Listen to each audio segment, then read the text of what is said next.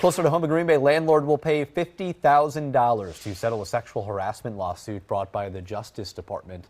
Federal officials say that David Jones and D. Jones Properties, LLC, harassed a female tenant by making unwelcome sexual comments, grabbing her without consent, and entering her home without permission.